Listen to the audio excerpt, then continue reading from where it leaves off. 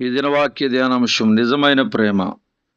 ఆ మధ్య నిండు గర్భిణి ఒక సహోదరి ప్రార్థన సహాయ నిమిత్తము నా దగ్గరకు వచ్చింది అని దైవజనులు అంటూ, నేను చాలా పెద్ద సమస్యలో ఉన్నాను, ఈ సమస్య ఎలా తీరుతుందో నాకు అర్థం కావటం లేదు, నా భర్త నిండు గర్భిణిగా ఉన్న నన్ను నిర్దాక్షిణ్యంగా విడిచిపెట్టి వెళ్ళిపోయాడు, గర్భిణిగా ఉన్న నేను ఉద్యోగం చేయలేను, ఇంటి అద్దె కట్టలేను, మందులు కూడా కొనలేని పరిస్థితి, బిడ్డను కన్న తర్వాత భర్త లేకుండా ఎలా బిడ్డను చూసుకోవాలి?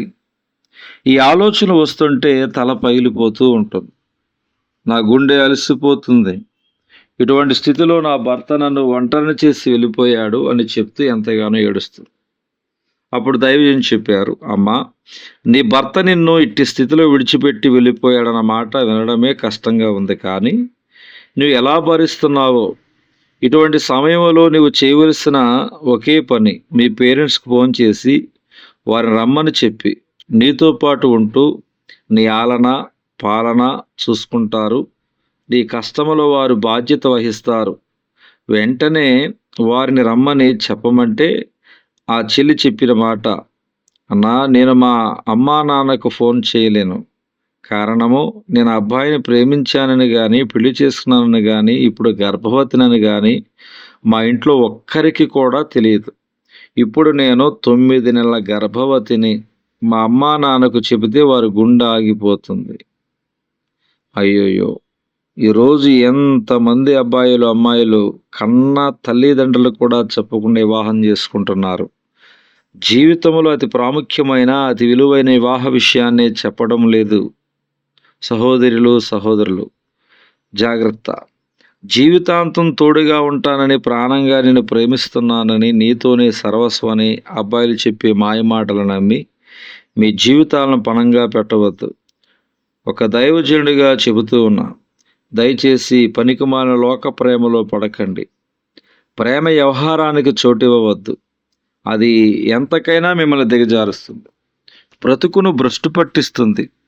ఆ చెల్లి పరిస్థితి ఒక్కసారి ఆలోచించండి. ప్రేమించి నీకు తోడుగా ఉంటానని నమ్మించి ఎవరికి తెలియకుండా 4 గోడల మధ్య పెళ్లి చేసుకుని ఆమెను తల్లిని చేసి ఇప్పుడు నవమాసాలు మోస్తున్న తన భార్యను అన్యాయం చేసి విడిచిపెట్టి వెళ్ళిపోయాడే, ఎంత దారుణమైన పరిస్థితి.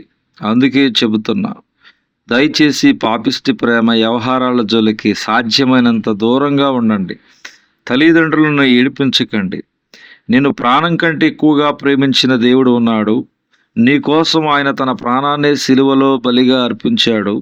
ఆయనది నిజమైన స్వచ్ఛమైన ప్రేమ, విడువని ఎడబాయని ప్రేమ, ప్రాణం కంటే ఎక్కువగా ప్రేమించిన ప్రేమ, ఏనాడు దగా చేయని మోసం చేయని ప్రేమ.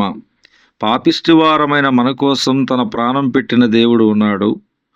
ఆయనే ప్రభువైన యేసుక్రీస్తు మోసంతో కూడిన ఈ లోక పాపిష్టి ప్రేమను విడిచిపెట్టి, ఎందుకని నిజమైన ప్రేమ కలిగిన ఆ ప్రభువుకు నీ జీవితాన్ని అప్పగించకూడదు? అప్పగించి ప్రశాంతముగా జీవించకూడదు?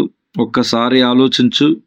మన జీవిత యాత్రలో నమ్మించేవారు, మోసగించేవారు, ప్రేమించేవారు, ప్రేమను పణంగా పెట్టి వంచేవారు ఎదురవుతారు.